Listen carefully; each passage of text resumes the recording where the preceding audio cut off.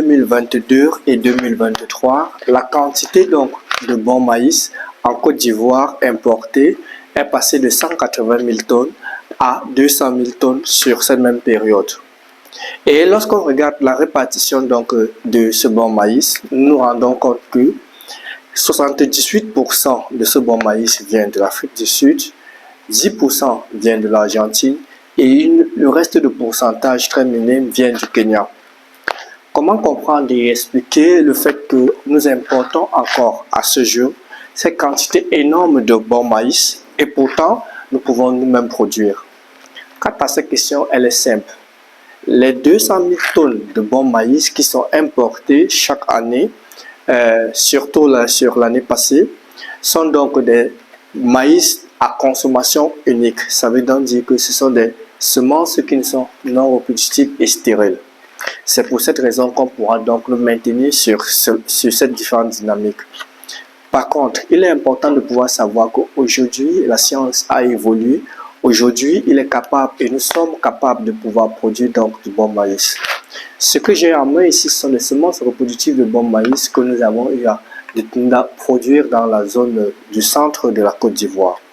Et ici, nous avons donc des rendements spectaculaires. Alors, l'objectif de cette vidéo, c'est d'abord de nous faire comprendre que nous pouvons donc produire les semences de bon maïs qui ont les mêmes quantités organoleptiques que celles qui sont importées. La deuxième des choses, c'est vous donner la stratégie qui permettra à ce qu'on puisse développer cela sur les différents territoires et les différentes périodes.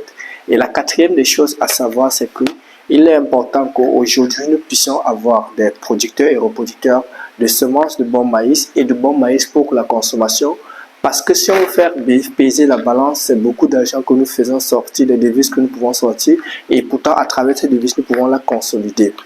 Alors, comment est-ce que nous pouvons faire pour pouvoir produire les semences de bon maïs pour la reproduction et même pour la consommation sur l'étendue du territoire? Comme on l'a dit, reprenons encore notre carte de la Côte d'Ivoire que nous avons ici et sur comment est-ce que nous allons faire la différente répartition. Il faudrait savoir que la période de semis seront différentes d'une zone à une autre. Je vais toujours commencer avec le nord de la Côte d'Ivoire qui est donc la zone des savanes. Nous avons fait que Korogo ou bien Bondoli qui sont donc au niveau du nord. Et même la zone de Bouna qui se trouve dans le district de Zanzan. Nous pouvons donc commencer la production et la mise en place des semences reproductives à partir du mois de juin. Parce qu'en cette période, nous avons donc la pluviométrie et durant cette période, on pourra couvrir toute cette zone par la production de semences de bon maïs. Et l'avantage sur ces zones, c'est que le cycle pourra aller de 75 à 90 jours, voire 100 jours. Au bout de 100 jours, nous avons déjà la récolte. L'autre région où nous pouvons donc faire, c'est le côté ouest de la Côte d'Ivoire et surtout dans les zones de montagne où le cycle de bon maïs que nous allons développer serait de 120 jours, 4 mois. Et puis à partir du mois d'avril, mai, juin, nous pouvons donc mettre en place.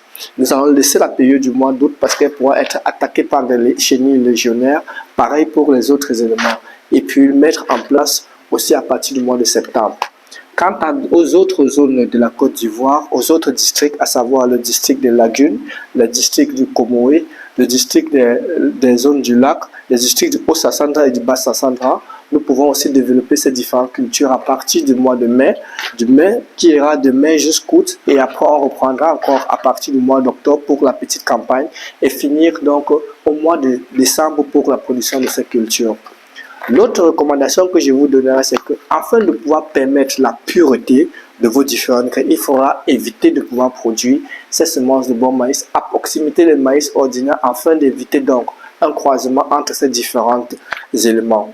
Actuellement où je réalise cette vidéo, nous sommes au mois d'avril 2024. Nous pouvons commencer cela durant cette campagne agricole.